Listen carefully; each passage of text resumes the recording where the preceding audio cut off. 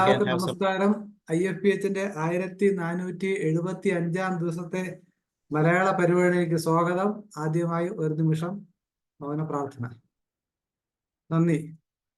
ഓണക്കാലമാണ്, ഓണ ദിവസമാണ്.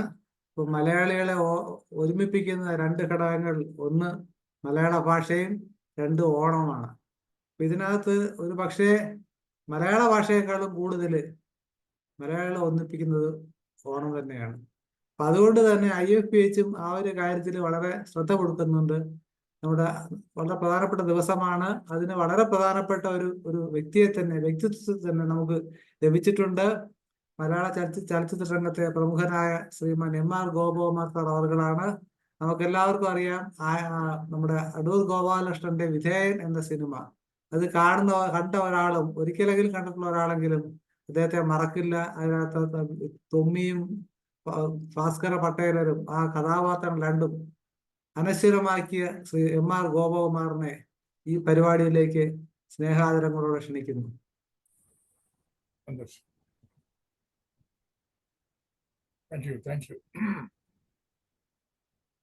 നമ്മുടെ ഓർമ്മയിലെ ഓണം എന്നുള്ളതാണ് വിഷയം. ഓണത്തെ കുറിച്ച് അദ്ദേഹത്തിന് ഓർമ്മകൾ പങ്കുവെക്കുന്നു.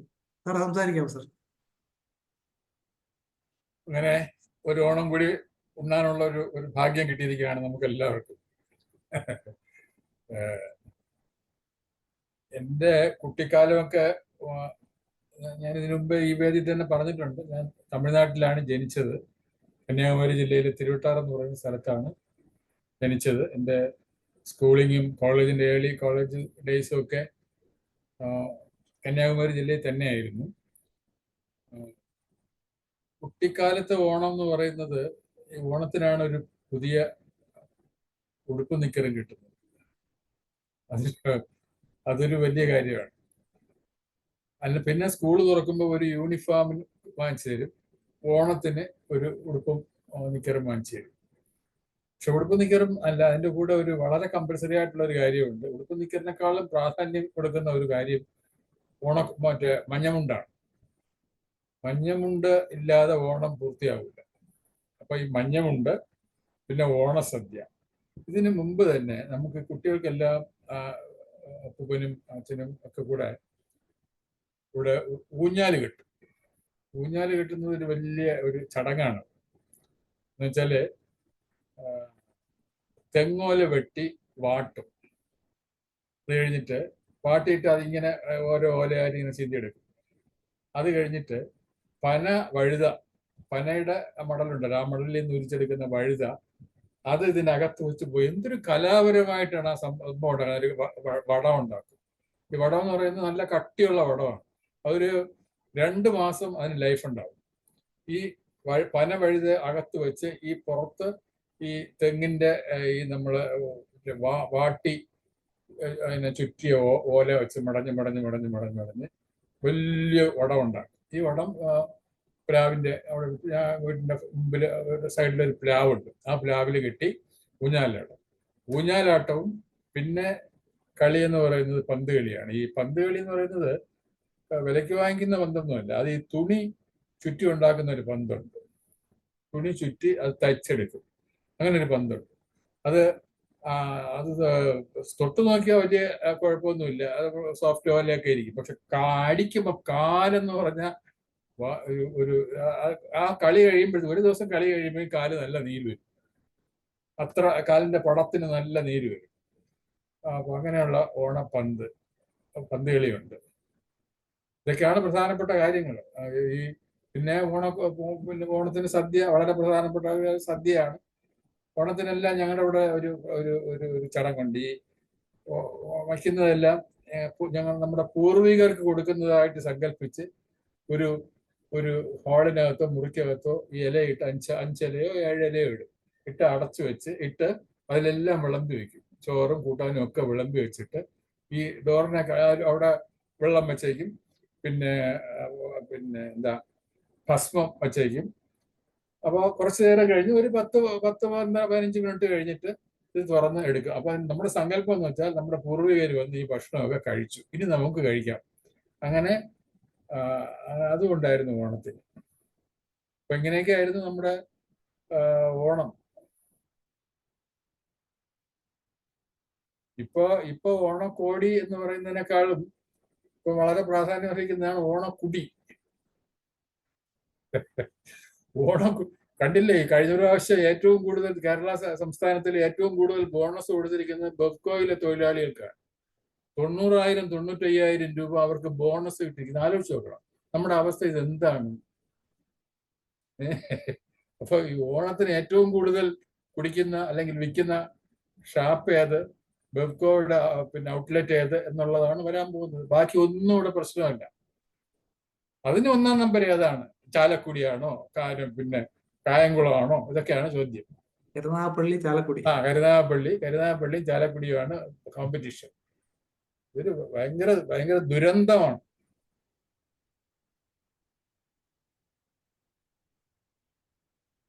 സാറ് ചലച്ചിത്ര രംഗത്തേക്ക് വന്ന ശേഷം ഓണം എങ്ങനെയാ മാറിയത്?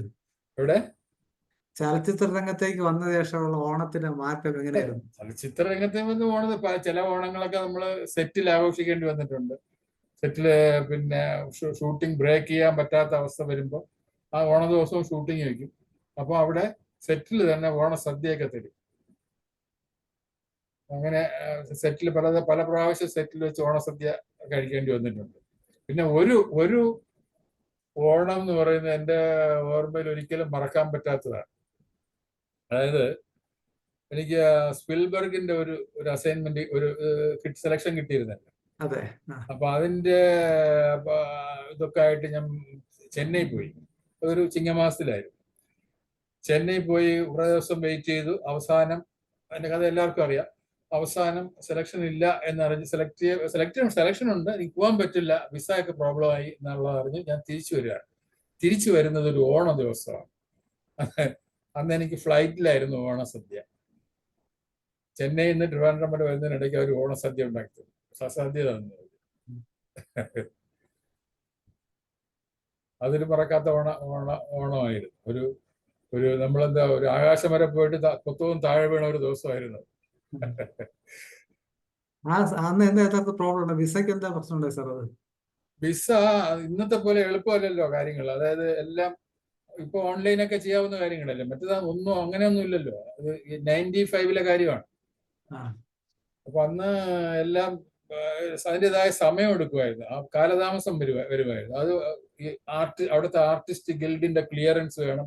Y this particular artist for this particular role എന്നുള്ള അത് വേണം. അതിനെ ജസ്റ്റിഫൈ ചെയ്യണം. അപ്പൊ അതിനൊക്കെ ഒരുപാട് സമയം പിടിക്കുമായിരുന്നു. എന്റെ സെലക്ട് ചെയ്തതിന് ശേഷം ഷൂട്ടിംഗ് ഫിക്സ് ചെയ്ത ഡേറ്റ് തന്നെ വളരെ അടുത്തായിരുന്നു. അപ്പൊ അതിനുള്ള സമയം കിട്ടിയില്ല. അപ്പൊ ഇന്ത്യൻസിന് അന്ന് അമേരിക്കൻ വിസ കിട്ടാൻ വലിയ പാടായിരുന്നു. ഇപ്പൊ ആ പ്രശ്നമില്ല, ഇപ്പൊ എളുപ്പമാണ്.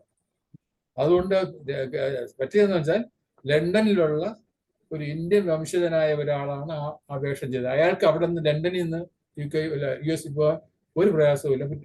എപ്പോ വിചാരിച്ചാലും അപ്പം പോകും. നമുക്ക് അന്ന് പറ്റില്ലായിരുന്നു. ഇന്ന് കുഴപ്പമില്ല.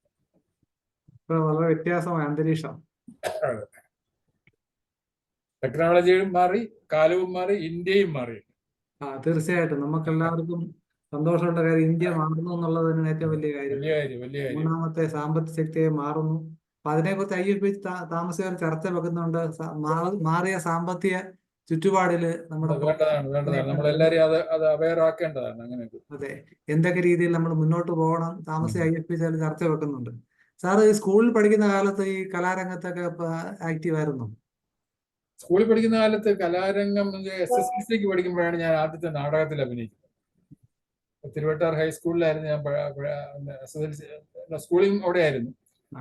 കമൂറയുടെ സ്കൂളാണ്. കമൂറ ആയിരുന്നു അവിടുത്തെ ഹെഡ് മാസ്റ്റർ. എന്റെ അച്ഛനും അവിടുത്തെ അധ്യാപകനായിരുന്നു. ആ സ്കൂളിന്റെ പേരെന്താ സാർ? തിരുവട്ടാർ ഹൈസ്കൂൾ എന്ന് തന്നെയാണ്. ഇപ്പൊ അത് മാറി. മാനേജ്മെന്റ് സ്കൂളായിരുന്നു. കമൂറയുടെ തന്നെ അവരുടെ തന്നെ മാനേജ്മെന്റ് ആയിരുന്നു. ഇപ്പൊ അവരത് വിറ്റു. ഇപ്പൊ അരുണാചലം മെമ്മോറിയൽ സ്കൂൾ എന്നും പറഞ്ഞത് മാറ്റിയിട്ടുണ്ട്. വേറെ ആരോ വാങ്ങിച്ചിട്ട്. അവർക്ക് നമ്മളെ ഒന്നും ഒരു താല്പര്യമില്ല. മുമ്പേ ഇവിടുന്ന് പഠിച്ചു പോയാൽ ഒരു താല്പര്യവും ഇല്ല. ISRO ഡയറക്ടറായിരുന്ന മാധവൻ നായർ സാറുണ്ടല്ലോ, സാർ അവിടെ പഠിച്ചതാണ്. എന്റെ സീനിയറായിട്ട് അവിടെ പഠിച്ചതാണ്. ഞാൻ സാറിനൊരു ഒരു സ്വീകരണം കൊടുക്കാൻ വേണ്ടി സ്കൂളിൽ പോയപ്പോ തന്നെ ആ സ്കൂള് തരാൻ തന്നെ അവർ വലിയ പ്രയാസമായി. അത് ഒരല്പം മലയാള വിരുദ്ധത ഒരുപക്ഷെ ഉണ്ടെന്ന് പറയേണ്ടി ഇപ്പൊ വരും. അവിടെ മലയാളം മീഡിയം ഇല്ല എന്ന് പറയുന്നു. ഞാൻ ഇന്നലെ കഴിഞ്ഞ ആഴ്ച പോയപ്പോ അവിടെ മലയാളം മീഡിയം ഇല്ല എന്ന് പറയുന്നു. ഞാനൊക്കെ പഠിക്കുമ്പോ അതെ മലയാളം മീഡിയംസ് ആയിരുന്നു കൂടുതൽ, മലയാളം ഡിവിഷൻസ് ആയിരുന്നു കൂടുതൽ. അതെ തമിഴ് ഡിവിഷൻസ് വളരെ കുറവായിരുന്നു. ഇപ്പൊ മലയാളം ഡിവിഷനേ ഇല്ല എന്നാ പറയുന്നത്. ഇടപ്പള്ളിയാണെന്ന് എഴുതിയല്ലേ, ഹൃദയമൺഭിത്തിയെ തട്ടി നീക്കി രുധിരമനർഗളം പാഞ്ഞൊഴുകി എന്ന് പറയും പോലെ നമ്മുടെ ഈ 3 താലൂക്കുകളെ കേരളത്തിൽ നിന്ന് വേർപെടുത്തിയ രംഗം. 4 താലൂക്ക് ഉണ്ട്. എന്താ 4 താലൂക്കുകൾ സർ? വിളവൻകോട്, കൽക്കുളം, കോവാള, അഗസ്തീശ്വരം. അതെ അതെ, വളരെ മനോഹര പറഞ്ഞത്. കരിക്കോട് തൊണ്ടാമാറ്റെന്ന് പറഞ്ഞ അവസ്ഥയാണ് മലയാളിയുടെ അവസ്ഥ. നമുക്ക് ഫലഭൂയിഷ്ടമായ ഫലം നമുക്ക് നഷ്ടപ്പെടുകയും ചെയ്തു. ആ ഒരു ജില്ലയിൽ തന്നെ 7 അണക്കെട്ടുകളുണ്ട്. അപ്പൊ ആലോചിച്ച് നോക്കണം എന്തുമാത്രം വെള്ളം അതിനകത്തുണ്ട്. അതെ, അപ്പൊ കൃഷിക്ക് എന്തുമാത്രം അനുയോജ്യമായ ഒരു സ്ഥലമാണ്. എങ്ങോട്ട് നമ്മൾ ഏത് വഴി കൂടെ പോയാലും അവിടെ മുഴുവൻ കുളവും ചാനലും ആയിരിക്കും. അത് മനോഹരമായ ഒരു ഭയങ്കര മനോഹരമായ സ്ഥലമാണ്. തിരുവിതാംകൂറിന് ആസ്ഥാനം പോലും അവിടെ കുലശേഖരത്തായിരുന്നല്ലോ, പത്മനാഭപുരം. പത്മനാഭപുരം അല്ലേ സാർ? അതെ, പത്മനാഭപുരം. ഇത്ര മനോഹരമായ സ്ഥലമായിരുന്നു, നമുക്ക് നഷ്ടപ്പെട്ടു. ഇപ്പൊ എങ്ങനെ സാർ അതിനെ കുറിച്ച്, ആ കാലത്തെ കുറിച്ച് എങ്ങനെ ഓർമ്മിക്കുന്നു? അത് ഞാൻ ജനിച്ചപ്പോൾ 1951 ഞാൻ ജനിക്കുന്നത്. ജനിച്ചപ്പോൾ അത് കേരളമായിരുന്നു. കേരളം എന്ന് വെച്ചാൽ കേരളമല്ല, തിരുവിതാംകൂർ. എനിക്ക് 5 വയസ്സായപ്പോ ഞാൻ നിന്ന സ്ഥലമൊന്നും മാറിയില്ല, പക്ഷെ ഞാൻ തമിഴ്നാട്ടിലായി.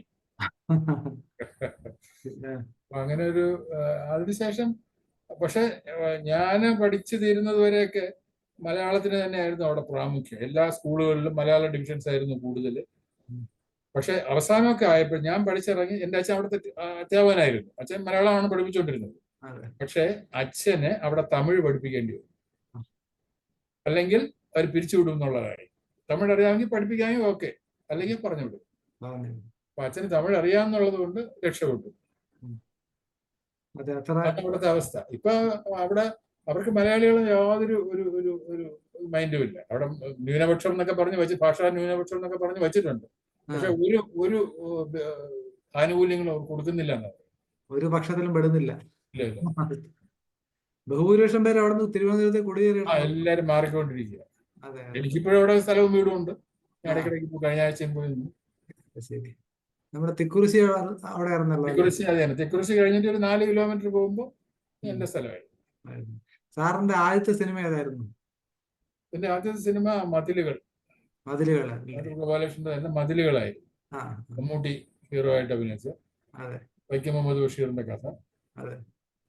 അതിലൊരു ഊരും പേരും ഇല്ലാത്തൊരു കഥാപാത്രമായിരുന്നു.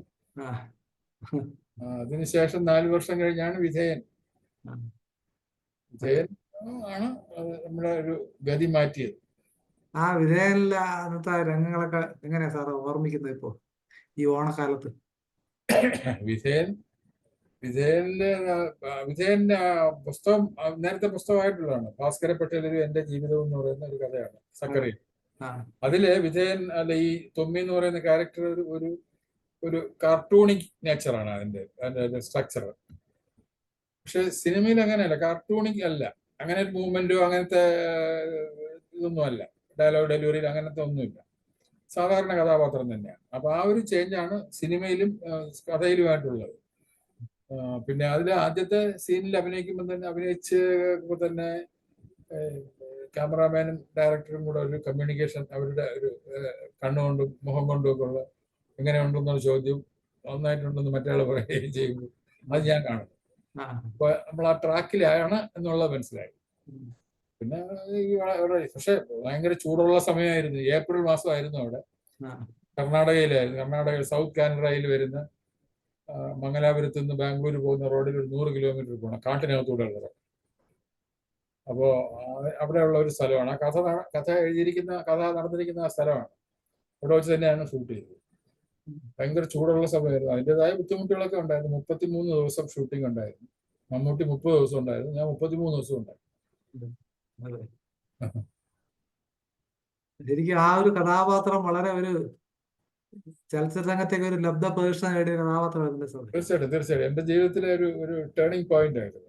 അതെ, കണ്ടവർക്കാർക്കും മറക്കം ഏമാനെ എന്നുള്ള വിളിയും മമ്മൂട്ടിയുടെ ആ കന്നഡ എന്നുള്ള തോക്കും വെച്ചുള്ള വെടിവെക്കാൻ പോകുന്നത്, ആ രംഗമൊക്കെ കണ്ടവർക്കാർക്കും തീർച്ചയായിട്ടും മറക്കാൻ കഴിയില്ല. നമ്മുടെ ബഹുമാനപ്പെട്ട പ്രേക്ഷകർ, നമ്മുടെ ഡോക്ടർമാർക്ക് അതിൽ പങ്കെടുക്കുന്ന ആർക്കെങ്കിലും സാറിനോട് എന്തെങ്കിലും സംസാരിക്കാനോ ചോദിക്കാനോ ദയവായിട്ട് ഹാൻഡ് റൈസ് ചെയ്യുക.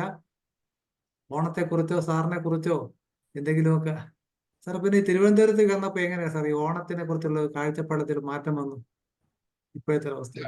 ഓണത്തിന് ഇപ്പൊ കൂടുതൽ ഉത്തരവാദിത്വം. ഇപ്പം മക്കൾക്കും കൊച്ചുമക്കൾക്കും ഒക്കെ ഓണക്കോടി എടുത്തു കൊടുക്കുന്നതും അവർക്ക് സദ്യ ഉണ്ടാക്കി കൊടുക്കുന്നതും അങ്ങനെ അതിന്റെ ഒരു തിരക്കിലൊക്കെയാണ്. നാളെ ഇവിടെ എല്ലാവരും ഇവിടെ ഉണ്ട്. എനിക്ക് എൻ്റെ മകളുണ്ട്, മകനുണ്ട്, അവരുടെ മക്കളുണ്ട്. എല്ലാവരും 9 പേരുണ്ട് ഇവിടെ. അപ്പം 2 വീട്ടിലായിട്ട്. അപ്പൊ നാളെ സുഖമായിട്ട് എല്ലാവരും കൂടെ ഒരുമിച്ചിരുന്ന് ഊണ് കഴിക്കും. പലപ്പോഴും നടക്കാറില്ല, കാരണം മകൻ പലപ്പോഴും ഇവിടെ ഇല്ലായിരുന്നു, വെളിയിലൊക്കെ ആയിരുന്നു. ഇപ്പൊ എല്ലാരും ഇവിടെ ഉണ്ട്. ഇപ്പൊ സാധാരണ ഓണക്കാലത്തുള്ള എല്ലാ ഫിലിമുകളുടെ ഇതിവൃത്തം എന്ന് പറയുന്നത് വയസ്സായ അച്ഛനും അമ്മയും കാത്തിരിക്കും, മക്കളാരും വരില്ല, അവസാനം കരഞ്ഞിരിക്കുന്ന രംഗമാണ്. പക്ഷെ സാറിന്റെ വരുമെന്ന് പറഞ്ഞുകൊണ്ടിരിക്കും, അവർ ചോറൊക്കെ വെച്ച് റെഡി ആയിരിക്കും, പക്ഷെ വരില്ല. അതാണ് വരുമെന്ന് ചൊല്ലി പിരിഞ്ഞു പോയില്ല എന്ന് പറഞ്ഞ അവസ്ഥയായിരിക്കും. പക്ഷെ എന്തായാലും സാറിന്റെ അവസ്ഥ വ്യത്യസ്തമാണ്. സാർ ഭാഗ്യവാനാണെന്ന് നമുക്ക് ആശിക്കാം. തീർച്ചയായിട്ടും തീർച്ചയായിട്ടും. ഔദ്യോഗിക ജീവിതം എങ്ങനെയാണ് സാറേ? ഔദ്യോഗിക ജീവിതം ഞാന് എംകോമിന് പഠിച്ചുകൊണ്ടിരിക്കുമ്പോ ടെസ്റ്റ് എഴുതി. അതിന്റെ എക്സാം കഴിഞ്ഞ് റിസൾട്ട് വരുന്നതിന് മുമ്പ് തന്നെ എനിക്ക് ജോലി കിട്ടി, അപ്പോയിന്റ്മെന്റ് ആയി. അത് PNT ഓഡിറ്റ് ഡിപ്പാർട്ട്മെന്റിലായിരുന്നു. CNTG-യുടെ കീഴിലുള്ള ഇന്ത്യൻ ഓഡിറ്റ് ആൻഡ് അക്കൗണ്ട്സ് ഡിപ്പാർട്ട്മെന്റിൽ PNT ഓഡിറ്റിലായിരുന്നു. അന്ന് PNT ഒരുമിച്ചായിരുന്നു. PNT ഓഡിറ്റ് ഉണ്ടായിരുന്നു, രണ്ടിനും കൂടെ ഒരു ഓഡിറ്റ് ആയിരുന്നു. അതിലാണ് ജോയിൻ ചെയ്തത്. അത് 1973 ജോയിൻ ചെയ്യുന്നത്, 1873. അവിടെ നിന്ന് പിന്നെ ഓഡിറ്റും അക്കൗണ്ട്സും പോസ്റ്റും ടെലിഗ്രാഫും രണ്ടായി. ഓഡിറ്റും അക്കൗണ്ട്സും ബൈഫർക്കേറ്റ് ചെയ്തു. ഞാൻ അക്കൗണ്ട്സിലായി. അപ്പോ ലാസ്റ്റില് അസിസ്റ്റന്റ് അക്കൗണ്ട്സ് ഓഫീസറായിട്ട് റിട്ടയർ ചെയ്തു. അത് 2011. ഇപ്പൊ 13 വർഷമായി റിട്ടയർ ചെയ്തു. ഔദ്യോഗിക ജീവിതവും ചലച്ചിത്ര ജീവിതവും എങ്ങനെ കൊണ്ടുപോയത്? എന്റെ ഓഫീസിൽ എനിക്ക് ഭയങ്കര സപ്പോർട്ടായിരുന്നു എല്ലാവരും. അതായത് നമ്മുടെ കൂട്ടുകാരും അതുപോലെ തന്നെ ഓഫീസേഴ്സും, കൂടെ ഉള്ളവരും ഓഫീസേഴ്സും ഭയങ്കര സപ്പോർട്ടീവായിരുന്നു. എനിക്ക് ഇഷ്ടംപോലെ ലീവ് എടുക്കാനുള്ള അവസരം തന്നിരുന്നു. ഞാൻ പോയി ലീവൊക്കെ കഴിഞ്ഞ് 2-3 മാസം കഴിഞ്ഞിട്ടാണ് വന്ന് ലീവ് ലെറ്റർ എഴുതി കൊടുക്കുന്നത്. ഒരു ആക്ഷനും അവർ അങ്ങനെ എടുക്കില്ലായിരുന്നു. കാരണം എനിക്കൊരു 5-6 അവാർഡൊക്കെ കിട്ടിയിട്ടുണ്ട്, നാഷണൽ സ്റ്റേറ്റ് അവാർഡ് കിട്ടിയിട്ടുണ്ടല്ലോ. അതിന്റെയൊക്കെ ഒരു കൺസിഡറേഷൻ ഇല്ലേ. 2 തവണ അവാർഡ് കിട്ടില്ല സാർ? അല്ല, 2 തവണ സിനിമയ്ക്കും 5 പ്രാവശ്യം ടെലിവിഷനും കിട്ടി. സിനിമ ഏതൊക്കെയാണ് സാർ? സിനിമ ഒന്ന് വിജയൻ, ജൂറി അവാർഡായിരുന്നു. അത് കഴിഞ്ഞിട്ട് ഉറൂബിന്റെ ഒരു കഥ, ഗോപാലൻ നായരുടെ താടി എന്ന് പറഞ്ഞൊരു സിനിമ എടുത്തു. അത് ഫിലിംസ് ഡിവിഷൻ എടുത്ത സിനിമയാണ്. അവരുടെ പ്രോജക്റ്റ് ഫിലിമായിട്ട് എടുത്ത സിനിമയാണ്. അത് അവർ ആ പ്രാവശ്യം, സാധാരണ അവര് അവാർഡിന് അയക്കാറില്ല, ആ പ്രാവശ്യം അവർ അവാർഡിന് അയച്ചു. അതിൽ എനിക്ക് അവാർഡ് കിട്ടി. എന്തായാലും ഇപ്പൊ നമ്മുടെ ഒരു സിനിമാ സംവിധായകൻ ഡോക്ടർ ബിജു, അദ്ദേഹം ജില്ലാ മെഡിക്കൽ ഓഫീസറാണ്. പുള്ളിയുടെ സിനിമയെ പറ്റി പലരും കളിയാക്കും. അതായത് ഏൺ ലീവ് സിനിമയാണെന്ന് പറയാറുണ്ട്. പുള്ളി ഏൺ ലീവ് എടുത്തിട്ടാണ് സിനിമ എടുക്കാൻ പോകുന്നത്, അങ്ങനെ പറയുമായിരുന്നു. അതാണ് ചോദിച്ചത് എങ്ങനെയാണ് അതിന്റെ ഒരു. പുള്ളിയുടെ ആദ്യത്തെ 2 ടെലിഫിലിം ഞാൻ അഭിനയിച്ചിട്ടുണ്ട്. ഫസ്റ്റ് ആദ്യം 2 ടെലിഫിലിം ആ പുള്ളി ചെയ്യുന്നത്, ഷോർട്ട് ഫിലിം പോലെ. ബ്ലാക്ക് സിഗ്നേച്ചർ, റെഡ് സല്യൂട്ട് എന്ന 2 സിനിമ ചെയ്ത് അതിന്റെ ഹീറോ ആയിട്ട് ചെയ്തത് ഞാനാണ്. രണ്ടുപേർക്കും ഭാഗ്യമുണ്ടേ. അതെ അതെ. സാർ ഈ അഭിനയ രംഗം അല്ല വേറെ ഏതെങ്കിലും കലാരംഗത്ത് പ്രവർത്തിച്ചിരുന്നോ? നാടകമായിരുന്നു, നാടകത്തിലാണ് തുടക്കം. അല്ല ഈ പാട്ട് പാടുക അങ്ങനെ എന്തെങ്കിലും? ജീവിതത്തിൽ ചെയ്യാത്തൊരു കാര്യം അതാണ്. പലരും ഇന്റർവ്യൂവിന് ചോദിക്കുമ്പോ അടുത്ത ജന്മം ആരാകണമെന്നാണ് ആഗ്രഹം എന്ന് ചോദിച്ചു.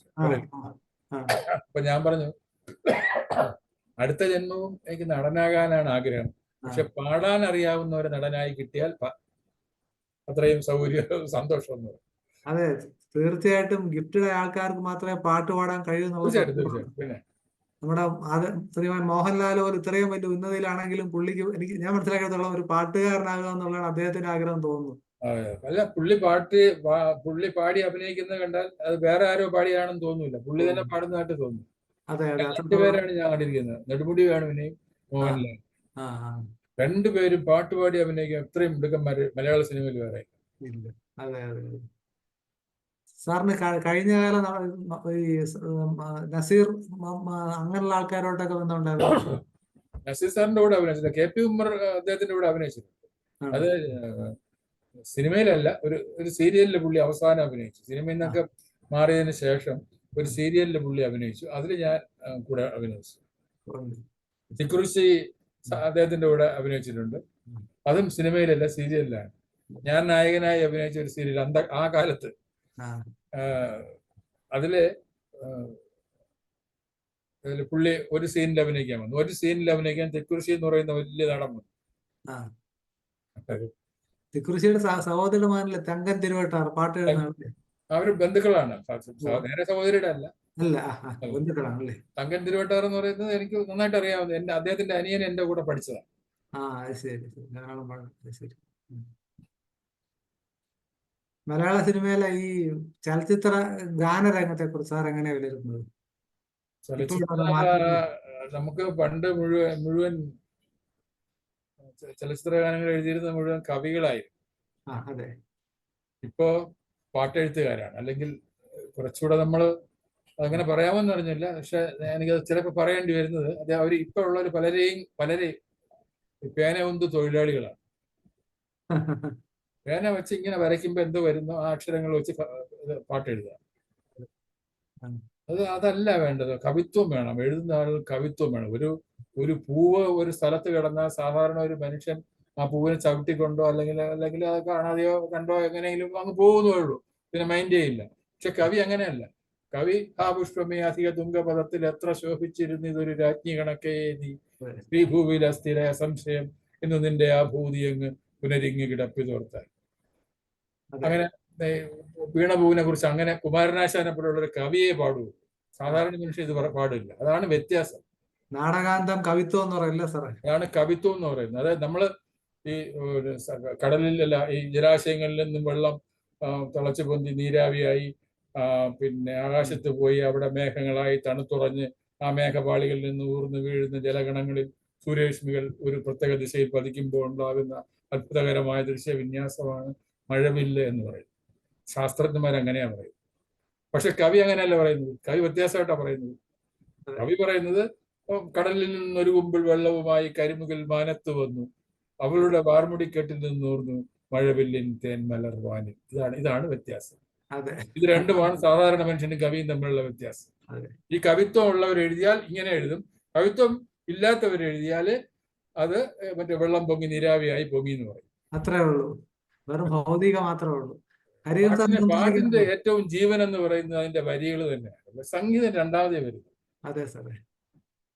പദങ്ങൾ അന്വയ മാറുന്ന വാക്യം ഭൗപ്പ് സാർത്ഥകമാണ്. എന്നെ സംബന്ധിച്ചിടത്തോളം കവിതയുടെ പിന്നെ ലൈൻസ് തന്നെയാണ്, വരികൾ തന്നെയാണ് പ്രാധാന്യം. വരികൾ ഞാൻ സംഗീതത്തിന് സംഗീതം അല്ല, രചന, സംഗീതം, ആലാപനം, ഇത്രയാണല്ലോ. ഞാനിത് മൂന്നാമത്തെ സംഗീതത്തിന് കൊടുക്കുന്നു.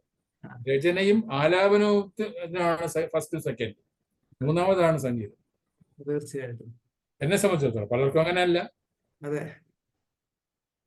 നമുക്ക് ഗോപകുമാർ സാറോട് സംസാരിക്കാൻ എന്തെങ്കിലും ചോദിക്കാനോട് ദയവായിട്ട് ഹാൻഡ് റൈസ് ചെയ്യുക. അങ്ങനെ അഭിപ്രായം അതിനകത്ത് വന്നു. പക്ഷെ ഞാൻ നേരത്തെ പറഞ്ഞിരുന്ന കാര്യം ആരും ഹാൻഡ് റൈസ് ചെയ്തിട്ടില്ല.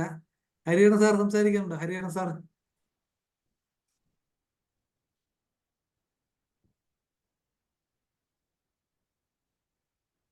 ഹരിഹരൻ സാർ.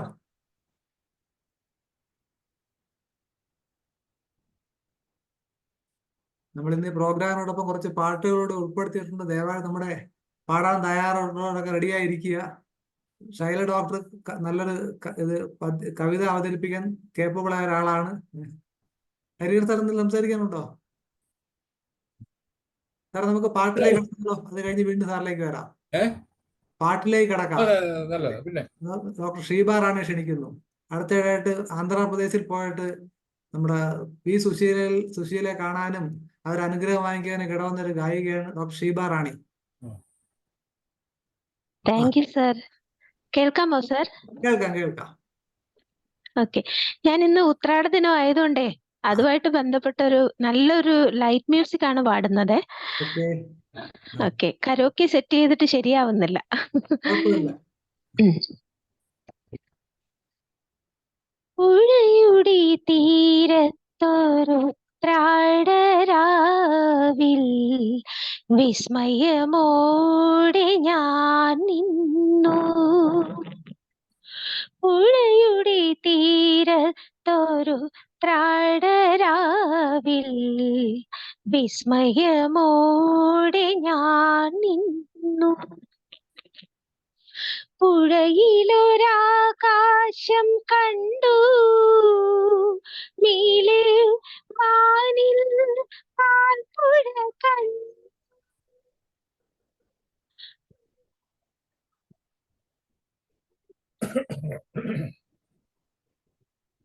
കണ്ടു തിരുവോണ തോണികൾ കണ്ടു. പുഴയുടെ തീരത്തൊരു ത്രാടരാവിൽ വിസ്മയമോടെ ഞാൻ നിന്നു. ചിരിക്കുന്നൊരരിപ്പൂക്കളെ ചൊല്ലൂ താരക.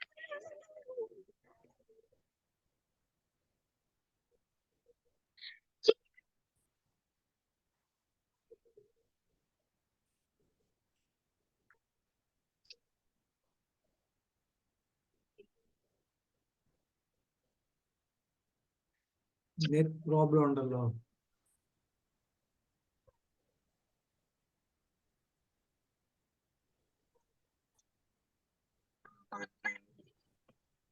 ഡോക്ടറെ കേൾക്കാൻ പറ്റുന്നില്ലല്ലോ.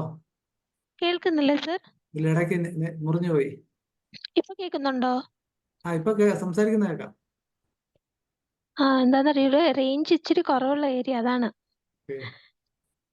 ആ ആ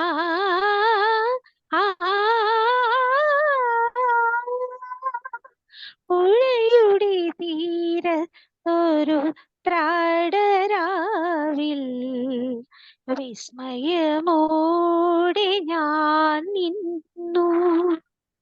കേൾക്കാമോ സർ? കേൾക്കാം.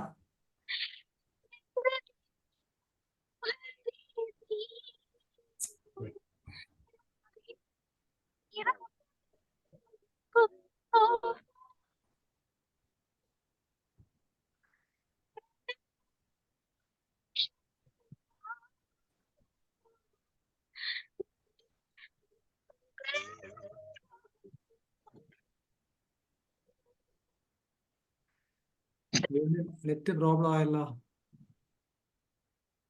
ഹലോ, കേൾക്കുന്നില്ല, പാട്ട് പാടുന്ന കേൾക്കുന്നില്ല, നെറ്റ് പോകുന്നുണ്ട്. എന്ത് പറ്റിയെന്ന് അറിയില്ല സർ. എനിക്ക് സംസാരിക്കുന്നത് കേൾക്കാമോ? കേൾക്കാം, കേൾക്കാം. ഫോണിന് ഒരു ആർട്ടിഫിഷ്യൽ ഇന്റലിജൻസ് ഉണ്ടെന്ന് തോന്നുന്നു. പാട്ട് പാടുമ്പോൾ മാത്രം കേൾക്കുന്നില്ല. അതാണ് എന്ത് പറ്റിയെന്ന് അറിയില്ല. എന്തായാലും തുടർന്ന് പ്രകൃതി മനോഹര. കേൾക്കാമോ? കേൾക്കാം. രാവിൻ നിറപറയൊരുക്കുന്നു.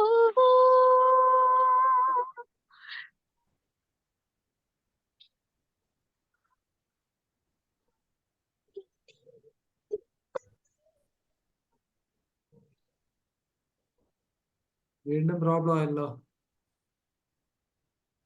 നമുക്ക് ഡോക്ടറെ എന്തോ വീണ്ടും പോകുന്നുണ്ട്, ശബ്ദം പോകുന്നുണ്ട്. എന്റെ കഷ്ടകാലം എന്ന് പറഞ്ഞാൽ മതി. ഗോപകുമാർ സാറിന്റെ മുമ്പിൽ പാടണമെന്ന് എന്റെ വലിയ ആഗ്രഹമായിരുന്നു കേട്ടോ. നല്ല ശബ്ദമാണ് ഡോക്ടറുടെ. ഞാൻ ഇങ്ങനെ കേട്ടോണ്ടിരിക്കുകയായിരുന്നു. Thank you sir, thank you. ഇടയ്ക്ക് മുറിഞ്ഞു പോയതിന്റെ ഒരു ബുദ്ധിമുട്ട് എനിക്കുണ്ട്. അല്ല, എന്ത് പറ്റിയെന്ന് അറിയത്തില്ല. ഞാൻ സംസാരിക്കുമ്പോ കേൾക്കുന്നുണ്ട്, പാട്ട് പാടുന്നു. അതെ അതെ അതെ അതെ അതെ, പാട്ടിന്റെ എന്തോ പ്രശ്നം. പാട്ടിന്റെ ഞാന് മുഴുവൻ പാടുന്നുണ്ട്, പക്ഷെ എവിടെ കേൾക്കുന്നില്ല. ഇല്ല, ബ്രേക്ക് വരും. ഹൈദരാബാദിൽ പോയി സുശീലാമ്മ കണ്ടാലും പറയൂ. സാറ്, അതെനിക്ക് വലിയൊരു അനുഗ്രഹമാണ്. ശരിക്കും എനിക്ക് എന്റെ വലിയ ഡ്രീം ആയിരുന്നു. എനിക്ക് ജാനകി അമ്മയെ കാണണം, അതുപോലെ സുശീലാമ്മയെ കാണണം, അതുപോലെ തന്നെ ലതാ മങ്കേഷ്കറെ കാണണം എന്നുണ്ടായിരുന്നു. പക്ഷെ എനിക്ക് അവരെ 3 പേരില് ഒരാളെങ്കിലും കാണാൻ പറ്റിയതിൽ ഇത്രയും വലിയൊരു ഭാഗ്യായിട്ട് ഞാൻ വിചാരിക്കുന്നു. വളരെ സന്തോഷമുണ്ട്. വളരെ സന്തോഷമുണ്ട് സാറ്. ഇപ്പൊ സാറിന്റെയൊക്കെ സിനിമയിലൊക്കെ അമ്മ പാടിയിട്ടുണ്ടാവും, സുശീലാമ്മയൊക്കെ അല്ലേ? പക്ഷെ എനിക്ക് അവരെ നേരിട്ട് കാണാനും. ഹലോ, കേൾക്കുന്നുണ്ടോ സാർ? കേൾക്കാം കേൾക്കാം. എനിക്ക് അമ്മയെ നേരിട്ട് കാണാനും പാദം സ്പർശിക്കാനും പൂക്കൾ അർപ്പിക്കാനും വലിയൊരു ഭാഗ്യമാണ് കിട്ടിയത്. എന്നെ കണ്ടപ്പോഴേ കാറ്റിൽ, ഇളം കാറ്റിൽ ഒഴുകി വരും ഗാനം, ഒരു കാണാക്കുയിൽ പാടും നയനമൊഴി. ഇതാ ഇതാ ഇതാ, ഈ പാട്ട് എന്നെ കണ്ടപ്പോ പാടി. എനിക്കത് വലിയ സന്തോഷം. എനിക്ക് മറക്കാൻ പറ്റത്തില്ല. വളരെ സന്തോഷം. എനിക്ക് ഒരാളെങ്കിലും 3 പേരില് ഞാൻ ആഗ്രഹിച്ചതിൽ ഒരാളെങ്കിലും എനിക്ക് കാണാൻ പറ്റി. അത് ഹൈദരാബാദിലെ രവീന്ദ്ര ഭാരതി ഹാള് ബാലസുബ്രഹ്മണ്യം സാറൊക്കെ ഉച്ചവെച്ച് പാടി തുടങ്ങിയ ആ സ്റ്റേജിൽ എനിക്ക് 5-6 പ്രാവശ്യം എനിക്ക് പാടാനുള്ള അവസരം കിട്ടി. ദൈവത്തിനോട് നന്ദി പറയാണ്. മനോജ് സാർ അതിന് എനിക്ക് ഒരുപാട് അംഗീകാരം തന്നു. അതില് മനോജ് സാറിന് പ്രത്യേകിച്ച് നന്ദി പറയാണ്. സന്തോഷം സാർ. എന്തായാലും പി സുശീലയുടെ നല്ല പാട്ടുമായിട്ട് ഒന്ന് കുറച്ച് കഴിഞ്ഞ് വരണമെന്ന് വെയിറ്റ് ചെയ്യുക. ഇല്ല, അല്ല, അമ്മയ്ക്ക് തീരെ സുഖമില്ല. അല്ല, പി സുശീലയുടെ പാട്ടാണോ? അതെ, ഡോക്ടർ ഏറ്റവും ഇഷ്ടപ്പെട്ട ഒരു പാട്ട് പാടാൻ വെയിറ്റ് ചെയ്യുക. നമുക്ക് തീർച്ചയായിട്ടും സാർ. പാടാം. ഓക്കെ. Okay sir. തീർച്ചയായിട്ടും. ഗായകൻ doctor Sheeba Rani department medical ഓഫീസറാണ്. ഇനി ഒരു chief medical officer doctor Sunil Kumar, ബ്രഹ്മാനന്ദന്റെ നാട്ടുകാരനാണ്. പാടിക്കോളൂ. അൺമ്യൂട്ട് ചെയ്യുന്നില്ലേ? അൺമ്യൂട്ട് ചെയ്യൂ.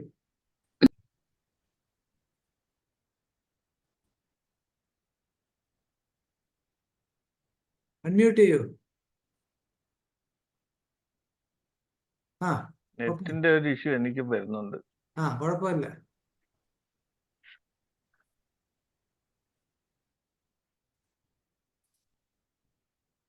ഈ ഗാനം മറക്കുമെന്ന ചിത്രത്തിന് വേണ്ടി സലിൽ ചൗധരി സംവിധാനം ചെയ്ത് ONV കുറുപ്പ് എഴുതിയ ഒരു ഓണപ്പാട്ടാണ് ഞാൻ പാടാൻ ശ്രമിക്കുന്നത്.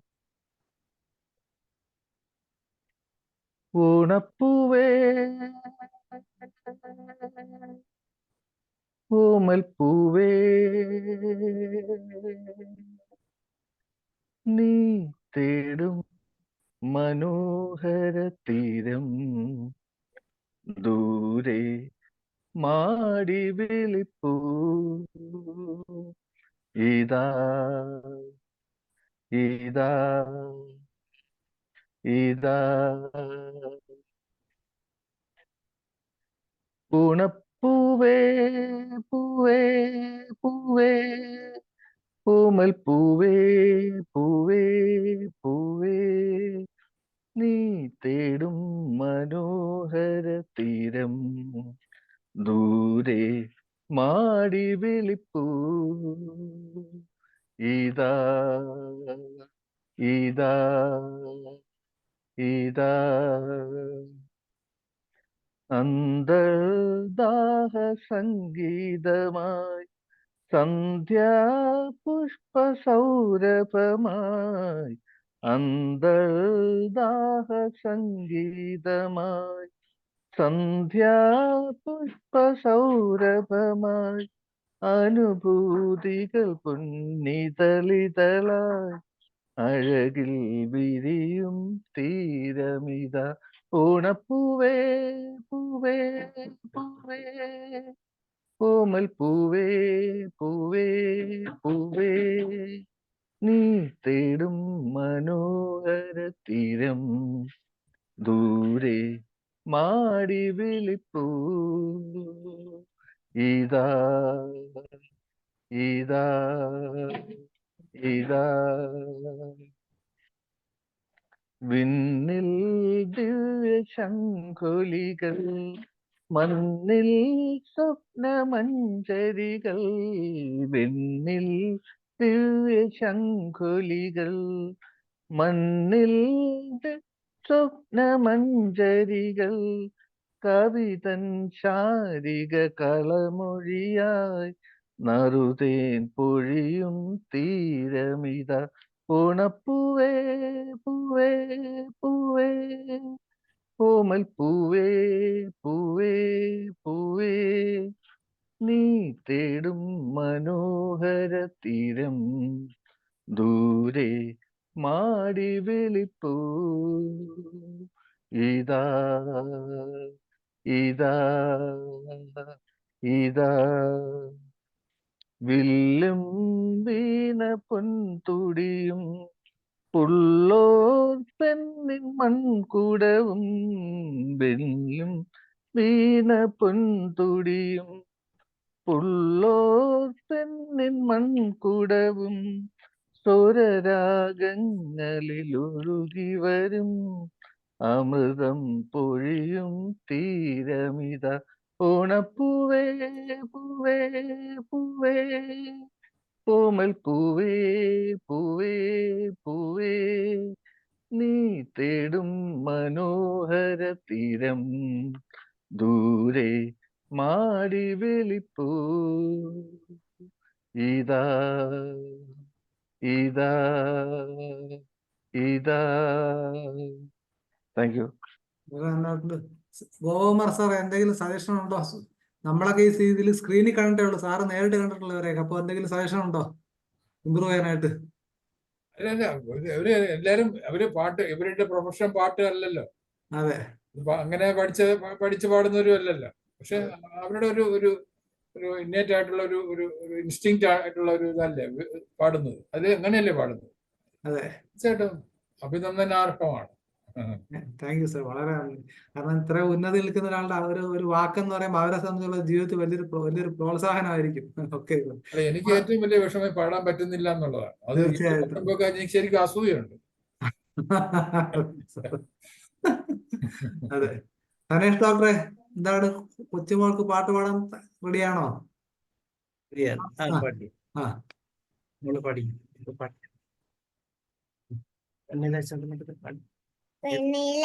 ചന്ദനക്കിണ്ണം പുന്നമടക്കായലിൽ വീണേ കുഞ്ഞിളം കയ്യിൽ വെള്ളെ കോരിയെടുക്കാം വാ. മുണ്ടകൻ കൊയ്ത്ത് കഴിഞ്ഞ് അറ്റക്കിളി പോവും നേരം മഞ്ഞളിത്തൂവൽ കൊണ്ടൊരു കൂടൊരുക്കാം വാ. കാലിമേയ്ക്കുന്ന പുല്ലാനിക്കാട്ടിൽ കണ്ണിമങ്ങ പറിച്ച് നടക്കാം. കാറ്റിൽ പാദസരങ്ങൾ കിളുക്കാം. മഞ്ചാടിക്കുന്നിലേറാം.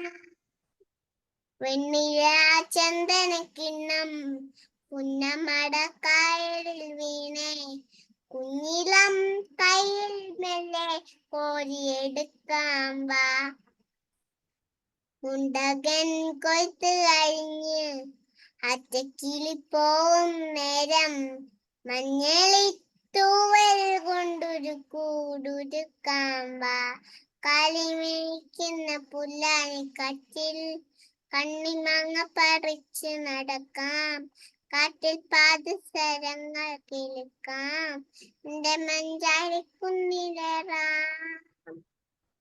വെണ്ണില ചന്ദനക്കിണ്ണം പുന്നമടക്കായലിൽ വീണേ കുഞ്ഞിളം കയ്യിൽ മെല്ലെ കോരിയെടുക്കാം വാ. മുണ്ടകൻ കൊയ്ത്ത് കഴിഞ്ഞ് അറ്റക്കിളി പോവും നേരം മഞ്ഞളിത്തൂവൽ കൊണ്ടൊരു കൂടൊരുക്കാം വാ. കാലിമേയ്ക്കുന്ന പുല്ലാനിക്കാട്ടിൽ കണ്ണിമാങ്ങ പറിച്ച് നടക്കാം. കാറ്റിൽ പാദസരങ്ങൾ കിളുക്കാം. എന്റെ മഞ്ചാടിക്കുന്നിലേറാം. വെണ്ണില ചന്ദനക്കിണ്ണം പുന്നമടക്കായലിൽ വീണേ കുഞ്ഞിളം കയ്യിൽ മെല്ലെ കോരിയെടുക്കാം വാ. മുണ്ടകൻ കൊയ്ത്ത് കഴിഞ്ഞ് അറ്റക്കിളി പോവും നേരം മഞ്ഞളിത്തൂവൽ കൊണ്ടൊരു കൂടൊരുക്കാം വാ. കാലിമേയ്ക്കുന്ന പുല്ലാനിക്കാട്ടിൽ കണ്ണിമാങ്ങ പറിച്ച് നടക്കാം. കാറ്റിൽ പാദസരങ്ങൾ കിലുക്കാം മഞ്ചാടിക്കുന്നില്ലടാ. ഓക്കെ, വളരെ നന്നായിട്ടുണ്ട്. മിടുക്കി, നന്നായിട്ട് പാട്ട് പഠിക്കുക, ഇനിയും പാടുക. ഇപ്പോഴത്തെ പിള്ളേരൊക്കെ അവര് ജനിക്കുമ്പോഴേ പാട്ടും കൊണ്ടാ വരുന്നത്. അതെ സാർ, അതെ. ഇല്ല. റിയാലിറ്റി ഷോയിലെ പിള്ളേരൊക്കെ പാടുന്നത് ഇതൊക്കെ പൂർവ്വജന്മത്തിൽ നിന്ന് കൊണ്ടുവന്നല്ല. ഇപ്പൊ ഈ ജന്മം പഠിച്ച് പാടാൻ പറ്റും ഇങ്ങനെ? ഒരിക്കലും ഇല്ല സാറേ, പൂർവ്വജന്മ വാസന എന്ന് പറയേണ്ടില്ല. ഋതുരാജ് പയ്യനൊക്കെ തന്നെ പാടുന്ന കേട്ട് കഴിഞ്ഞ് ഞെട്ടിപ്പോകും. അയ്യോ, 60 വർഷം മുമ്പുള്ള പാട്ടാണ് 6 വയസ്സുള്ള കുട്ടികൾ പാടുന്നത്. അത് ഒറിജിനലിനേക്കാളും മികച്ചാണ്. ഭംഗിയായിട്ട് പാടും. ഒരു ടെൻഷനും ഇല്ല അവർക്ക്, ഒരു ഗോഷ്ടിയില്ല. അതെ, പാട്ടുകാരൻ പാടുമ്പോ ഗോഷ്ടി കാണിക്കും. അതെ, അത് കണ്ടോണ്ടിരിക്കാൻ പറ്റില്ല. അതെ, അതെ, അതെ. വളരെ കൂളായിട്ട് അങ്ങ് പാടുക. എന്ത് കൂളായിട്ട് അവർ പാടുന്നത്. അതെ, 3.5 വയസ്സാണ്. 3.5 വയസ്സ്. 3.5 വയസ്സാണ്. ശരി. പഠിപ്പിക്കണം മോളെ, നല്ല മിടിക്കുകയുള്ളു. നല്ല താളത്തിലാണ്, നല്ല ഒരു രസമുണ്ടായിരുന്നു കേട്ടോണ്ടിരിക്കും. സാറേ, ഈ ധനേഷ് ഡോക്ടർ ഒറ്റ ആളുടെ കഴിവുകൊണ്ടാണ് ഇത്രയും പോകുന്നത്. IFPH 1500 ദിവസം പോയാല് 90% എഫർട്ട് ധനേഷ് ഡോക്ടർ ഒറ്റയ്ക്ക് ചെയ്യുകയാണ്. ഇത്രയും വലിയ വിളിച്ചു കൂട്ടുന്ന നല്ല തിരക്കുള്ള പ്രാക്ടീഷണറാണ്. പക്ഷെ അപാരമായ ഒരു മനുഷ്യൻ പലരും നിവർത്തിയില്ല. ലത ഡോക്ടർ ഉണ്ട്, ലതാ മനോഹൻ ഡോക്ടർ പാട്ട് പാടാൻ റെഡിയാണോ? ഡോക്ടർ ലത നേരത്തെ ഹാൻഡ് റൈസ് ചെയ്തിരുന്നു, ലീവ് ചെയ്യുന്നു, കാണുന്നില്ല. ഡോക്ടർ ബിന്ദു ശങ്കർ പാട്ട് പാടാൻ റെഡിയാണോ? ഹാൻഡ് റൈസ് ചെയ്തിരുന്നു.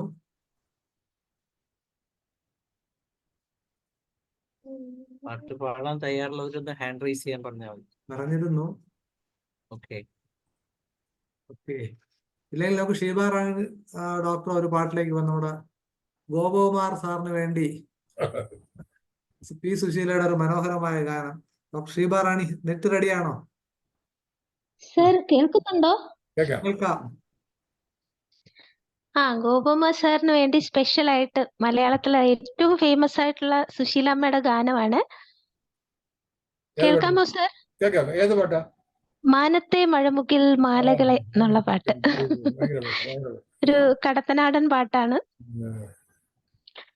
മാനത്തെ മഴമുകിൽ മാലകളെ ചിലുത്ത മടപ്പീരാവുകളെ. കേൾക്കാമോ? ഗംഭീരം, കേൾക്കാം. Thank you. മാനത്തെ മഴമുകിൽ മാലകളെ ചിലുത്ത മടപ്പീരാവുകളെ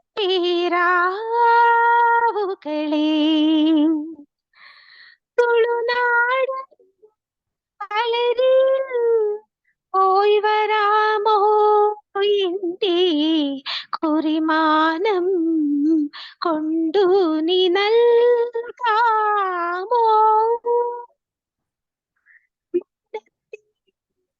മഴമുകിൽ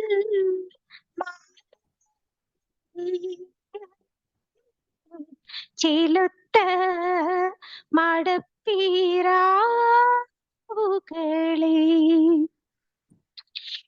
മെയ്യഴകുള്ള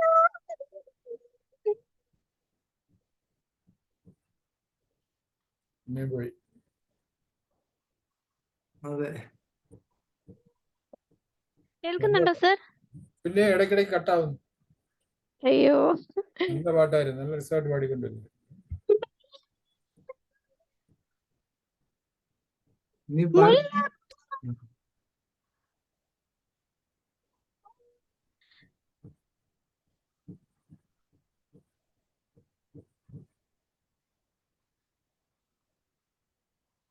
വീണ്ടും പോയല്ലോ. കേൾക്കാമോ സർ? മുറിഞ്ഞു പോകുന്നു. മുറിഞ്ഞു പോകുന്നു, എന്ത് പറ്റിയെന്നറിയില്ല. കണ്ടാലോ സുന്ദരൻ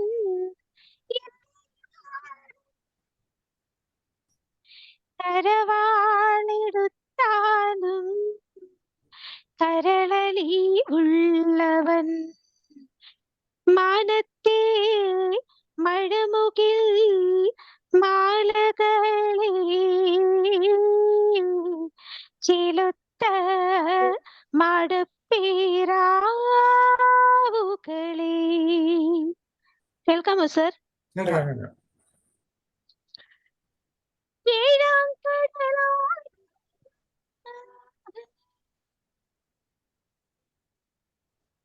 പിന്നെയും പോയി.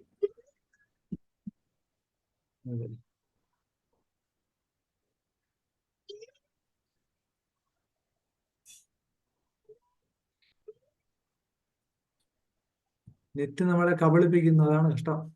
നമ്മളാണ് നിർഭാഗ്യവന്മാരാണ്. അതെ അതെ. അവസരം പോയി. കേൾക്കാമോ സർ? ഇല്ല, പാട്ട് മുറിഞ്ഞു പോയി.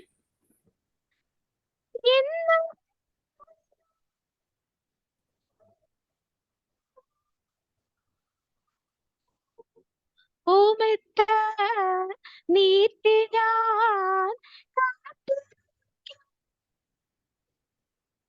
തട്ടിപ്പാൽ പുകച്ചു ഞാൻ കാത്തിരിക്കും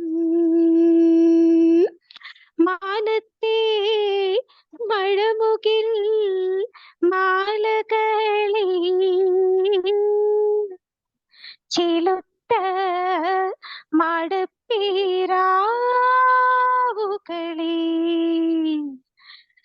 തുളുനാടും പോയി വരാമോ കുറിമാനം കൊണ്ടു നീ നൽകാമോ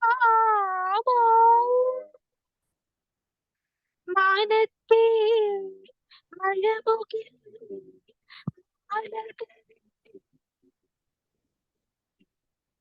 ചിടുത്ത മടപ്പീരാവുകളെ. Thank you. എന്തായാലും വളരെ നന്നായിട്ടുണ്ട്. പ്രത്യേകിച്ച് ആ മാടപ്പിറാവുകളിലെ അവിടത്തെയും നല്ല ചില സംഗതികളൊക്കെ വളരെ മനോഹരമായിട്ട് ആലോചിച്ചു. പക്ഷെ താങ്ക് യു. കേൾക്കാൻ പറ്റിയില്ല എന്നുള്ളത്. അതെ അതെ, എന്റെയും ദൗർഭാഗ്യം സർ. നന്നായിട്ട് പാടണമെന്നുണ്ട്, പക്ഷെ പറ്റിയിട്ടില്ല. പാടിയത് പക്ഷെ നമുക്ക് മുറിഞ്ഞു പോകുന്നോണ്ട് കേൾക്കാൻ പറ്റില്ല. Okay sir. സാറിനെ പോലെ ഒരു വലിയ വ്യക്തിയുടെ ഇന്ന് ഇത്രയും വലിയ അംഗീകാരം കിട്ടിയതിൽ വളരെ സന്തോഷം. വളരെ നന്ദി സർ. നന്നായിട്ട് തന്നെ പാടിയത്. Thank you sir. Thank U. തീർച്ചയായിട്ടും പേശലമില്ലൊരു വസ്തുവിലെങ്കിൽ പ്രേക്ഷിപ്പോന്നില്ലായിരുന്നാണല്ലോ. അപ്പൊ എന്തായാലും കേൾക്കാനും കാണാനും ആളുണ്ടെങ്കിൽ തീർച്ചയായിട്ടും കല വികസിക്കും. സുനിൽ ഡോക്ടർ ഒരു പാട്ടിന്റെ പാടാൻ റെഡിയാണോ? ഡോക്ടർ സുനിൽകുമാർ.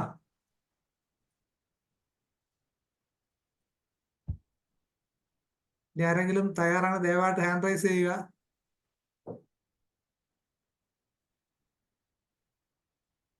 കിഷോർ പാട്ട് പാടാൻ റെഡിയാണോ? ഒളി പാട്ട് പാടാനുള്ളോ? അൺമ്യൂട്ട് ചെയ്യൂ കിഷോർ, അൺമ്യൂട്ട് ചെയ്യൂ, അൺമ്യൂട്ട് ചെയ്യൂ.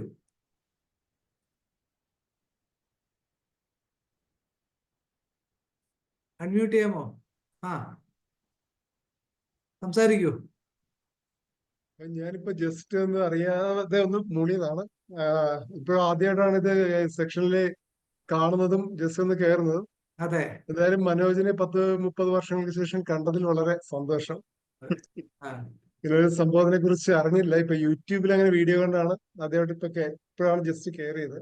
അതെ, എന്തായാലും ഇനിയുള്ള ദിവസങ്ങളിൽ കാണാം. തീർച്ചയായിട്ടും.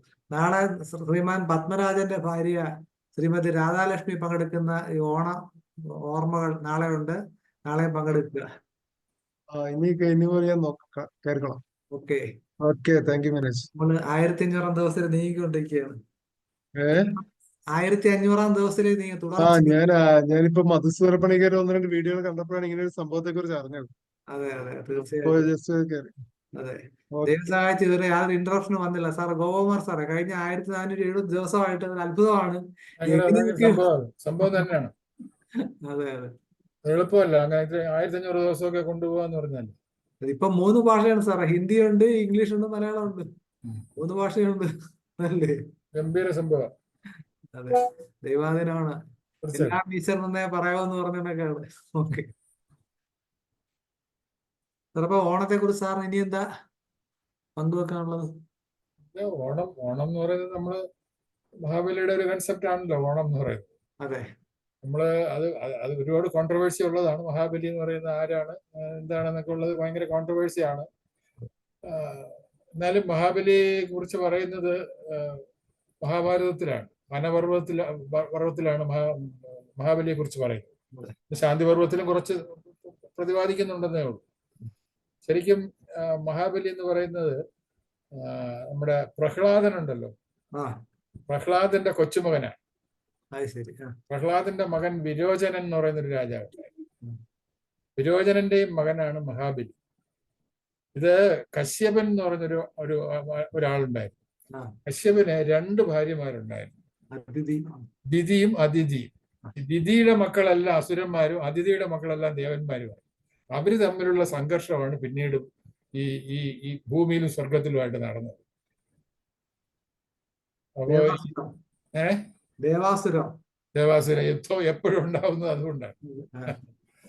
ഈ കശ്യപന്റെ ദിതിയിലുണ്ടായ മകനാണ് ഹിരണ്യകശിപു. ഹിരണ്യകശിപുവിന്റെ കഥ എല്ലാവർക്കും അറിയാമല്ലോ. ഹിരണ്യകശിപുവിന്റെ മകനാണ് പ്രഹ്ലാദൻ. പ്രഹ്ലാദന്റെ കൊച്ചുമകനാണ് ഈ മഹാബലി എന്ന് പറയുന്നത്. അത് ഒരു വർഷം.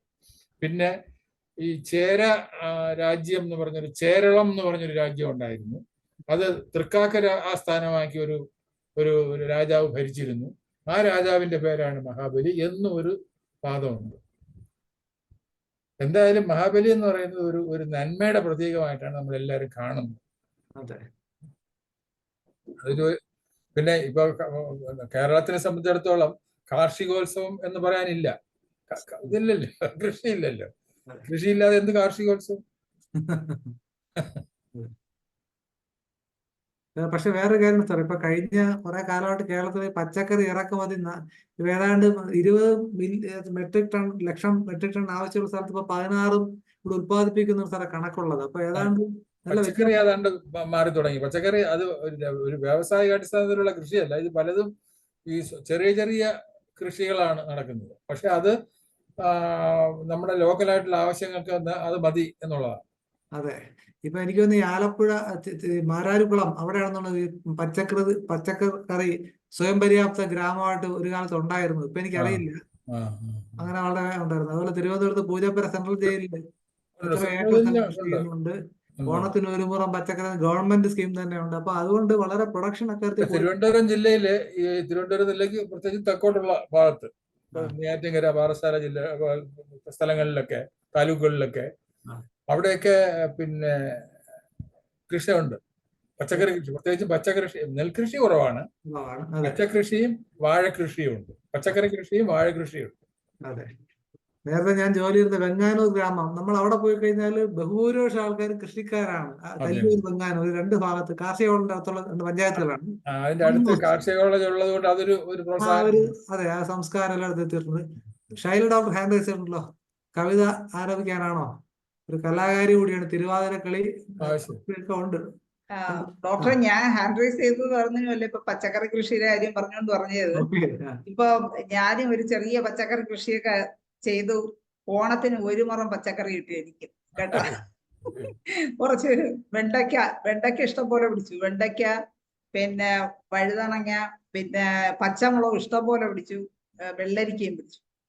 അപ്പൊ അതെല്ലാം കൂടെ പിച്ചിയപ്പോ ഒരു മുറത്ത് നിറച്ച് ഞാൻ എന്നിട്ട് ഫോട്ടോ എടുത്ത് നമ്മളെ ഫാമിലി ഗ്രൂപ്പിലൊക്കെ ഇടുകയും ചെയ്തു. ഓണത്തിന് 1 മുറം പച്ചക്കറി. അപ്പൊ അങ്ങനെ ഇപ്പൊ പച്ചക്കറി കൃഷിയൊക്കെ ഓരോരുത്തർ അങ്ങനെ ചെയ്യാൻ തുടങ്ങി. നമുക്ക് ആശയ്ക്ക് വകയുണ്ട്. എല്ലാരും അവരവർക്ക് ആവശ്യമുള്ള പച്ചക്കറിയെങ്കിലും ഉണ്ടാക്കാവുന്നതേ ഉള്ളൂ വേണമെന്ന് വിചാരിച്ചു. തീർച്ചയായിട്ടും. അപ്പോ എന്തായാലും ഡോക്ടർക്ക് പ്രത്യേകിച്ച് അഭിനന്ദനം. ഡോക്ടർ ഞാൻ പറഞ്ഞത് വളരെ വ്യത്യസ്തമായ ഒരു വ്യക്തിയാണ്. കാരണം എല്ലാ തരത്തിലും ഇടയ്ക്ക് തിരുവാതിര പഠിക്കാൻ പോയി, അതുകൂടാതെ തിരുവാതിര അവതരിപ്പിച്ചു, പ്രസംഗത്തിന് പ്രൈസ് വാങ്ങിച്ചിട്ടുണ്ട്. നല്ലൊരു ഉദ്യോഗസ്ഥയായിരുന്നു. ഡോക്ടർ ഡിസ്പെൻസറിയാണ് ആദ്യമായിട്ട് ISO അല്ല doctor accreditation NIB cash accreditation നേടി. ചാത്തന്നൂർ ഡിസ്പെൻസറി അല്ലേ? കല്ലുവാക്കൽ ഡിസ്പെൻസറി. പാലിയേറ്റീവ് കെയറിനായിട്ട് സ്വന്തമായിട്ട് വാഹനത്തോടുകൂടി എല്ലാ വീടുകളിലും പോയി. അപ്പൊ ഓണത്തിന് 1 മുറം പച്ചക്കറി എന്ന് പറയുന്നത് പോലെ ഓണത്തിന് 1 കളം തിരുവാതിരക്കളി ആവാമല്ലോ. തിരുവാതിരക്കളി വീഡിയോ ഇടാനേ പറ്റൂ. ഞങ്ങള് 10-16 പേര് ഒന്നിച്ചാണ് തിരുവാതിര കളിച്ചത്. എന്റെ വീഡിയോ ഒരിക്കൽ ഇനി നോക്കട്ടെ. റിട്ടയർ ആയിട്ടുള്ള സംരംഭങ്ങളാണ്. ഒരു ചെറിയ പാട്ട് കൂടെ പാടുന്നത്. ശരി, ഓക്കെ. അത് കഴിഞ്ഞിട്ട് ഒരു ചെറിയ പാട്ട് ഞാനും പാടും.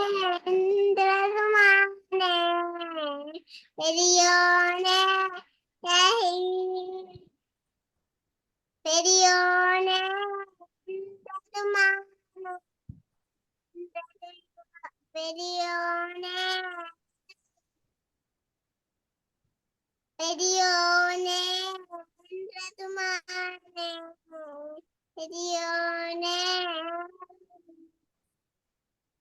അങ്ങാകാലെ അങ്ങാകാലെ മണ്ണിൽ പുതുമഴ വീഴണുണ്ടേ, മണ്ണിൽ പുതുമഴ വീഴണുണ്ടേ. അങ്ങാകാലെ അങ്ങാകാലെ മണ്ണിൽ പുതുമഴ വീഴണുണ്ടേ, മണ്ണിൽ പുതുമഴ വീഴണുണ്ടേ.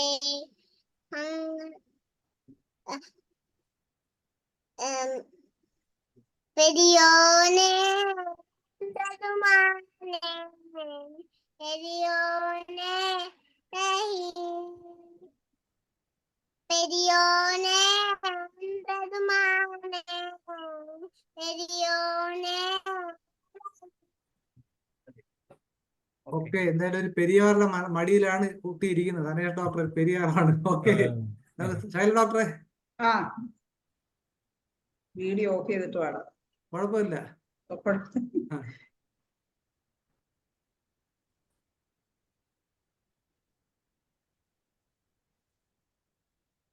മാവേലി നാടു വണിടും കാലം മനുഷ്യരെല്ലാരും ഒന്നുപോലെ ആമോദത്തോടെ വസിക്കും കാലം അബദ്ധങ്ങാർക്കുമൊട്ടില്ല താനും.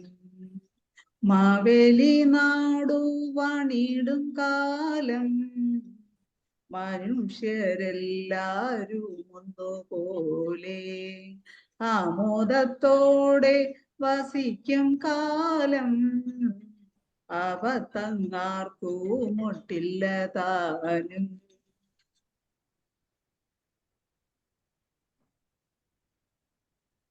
പോയതാണോ? ആദികൾ വ്യാധികളൊന്നുമില്ല, ബാലമരണങ്ങൾ കേൾക്കാനില്ല, ദുഷ്ടരെ കൺകൊണ്ടു കാണാനില്ല, നല്ലവരല്ലാതെ ഇല്ല പാരിൽ, ഇല്ല പാരിൽ. മാവേലി നാടു വണിടും കാലം മനുഷ്യരെല്ലാരും ഒന്നുപോലെ ആമോദത്തോടെ വസിക്കും കാലം അബദ്ധങ്ങാർക്കുമൊട്ടില്ല താനും.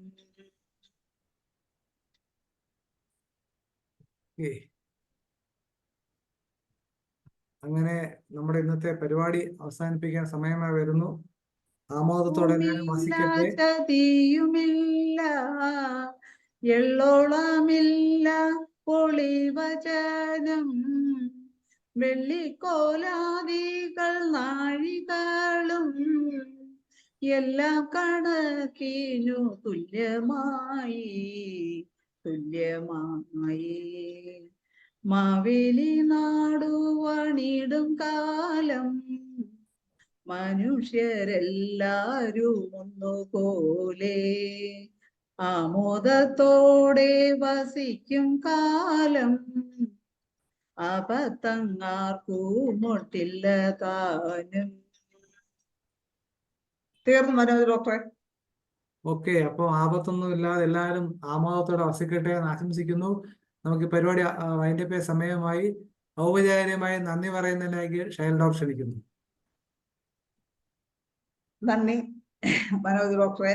എന്തായാലും ഓണം ഉത്രാടം ദിവസം തന്നെ ഇത്രയും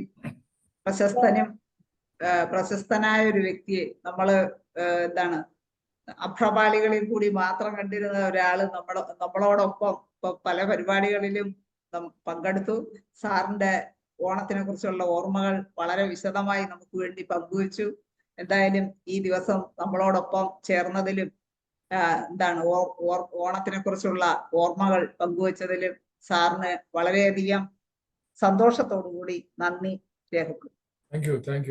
അതുപോലെ തന്നെ ഇന്ന് ഈ പരിപാടിയിൽ പങ്കെടുത്ത എല്ലാ ബഹുമാന്യരായ ഡോക്ടേഴ്സിനും ഹോമിയോപ്പതി സ്നേഹികൾക്കും IFPHന്റെയും എന്റെയും പേരിൽ നന്ദി രേഖപ്പെടുത്തുന്നു. നമസ്കാരം. അപ്പൊ ഇതോടുകൂടി നമ്മുടെ 1475 ദിവസത്തെ പരിപാടി ഇവിടെ സമാപിക്കുകയാണ്. നാളെ നല്ലൊരു തിരുവോണം എല്ലാവർക്കും ആശംസിക്കുന്നു. അതോടൊപ്പം നാളെ രാത്രി 9:30 ശ്രീമതി രാധാലക്ഷ്മി പത്മരാജൻ പങ്കെടുക്കുന്ന പ്രത്യേക ഓണാനുസ്മരണ പരിപാടി ഉണ്ടായിരിക്കുന്നതാണ്. എല്ലാവരും പങ്കെടുക്കുക. അതുവരേക്കും നന്ദി, നമസ്കാരം. Happy Onam. Happy Onam. Happy Onam sir.